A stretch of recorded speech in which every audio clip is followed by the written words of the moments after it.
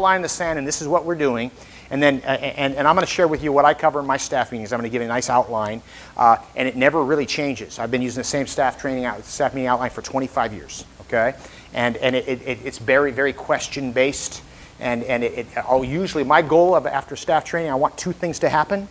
I don't always do it, but my goal this Monday, 9 o'clock, I'll have 35 to 38 people show up for my Monday staff training. I want them leaving two things. Number one, a renewed appreciation of how cool it is to get to be able to teach martial arts for a living, okay, and an action plan. So I don't want them leaving beat up. I want them leaving, so we try to make it very motivational, very inspirational, very renewing, okay? Now, I don't always do it, but that's my intention. Sometimes I knock it out of the park, sometimes I just get a single, okay?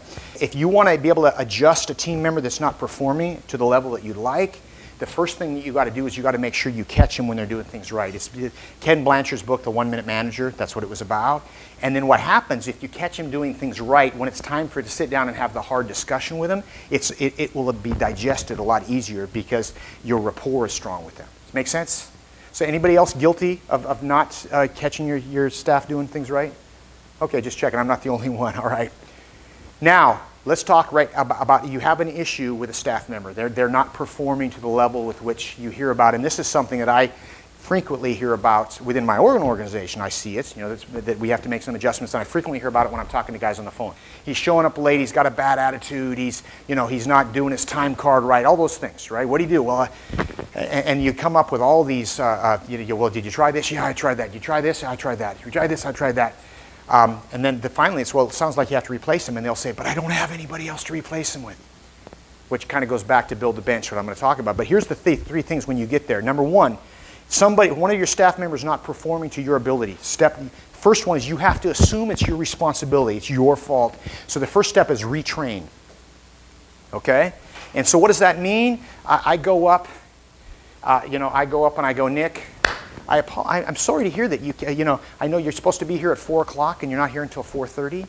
Man, I apologize for not making it real clear what the schedule is. So I'm assuming first time around that it's my responsibility that I haven't helped him be punctual. Does that make sense? I'd like to think I'm a pretty good mentor to my son. He's 20. I'd like to think I've been a pretty good dad. I've certainly consciously made an effort, except I kind of drive fast. I like to drive fast. I've always had a fast car, and I call it a go fast tax, meaning I know I'm going to get a ticket every year and a half. Okay, it allows me to go 10 miles over the speed limit at all times. I'm okay with it, right? Well, now my son, who's really into cars, you with me on that? It's pretty hard for me to say, do as I say, not as I do, and I realize that I've really influenced his. So and as many times as I've sat him down and said, listen, son, and I give him all the things like I pay for my own insurance. If you get a ticket, it's on you. I'm paying, all that kind of stuff. Nevertheless, I gotta think that his failure to stop at a stoplight ticket that he got a couple months ago attributed to watching me do it 100 times. Okay. And so same with your staff. So the deal is that your systems that you want for your team have to be, first off, just like rules of the road, man. There's a reason why there's a yellow line down the middle. We all respect that. You guys know what I'm saying? It keeps us safe. When the light is red, you have a pretty good chance that most of the time that people are going to stop. And the same thing has to apply in our school. So whatever systems you have in your school, man, you've got to really adhere to them and stick to them so that everybody understands what the rules are. Okay? So that's step number one. Step number two is relocate. Okay, so what that means is, you know what, Nick, let's try 5 o'clock.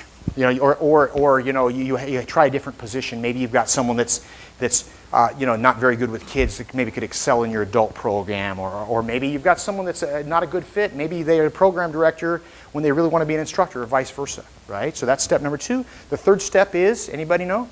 Replace. So it's retrain, relocate, replace. The only way you can do step three is if you have that bench that allows you to do that, right? Otherwise, it's pretty difficult to do.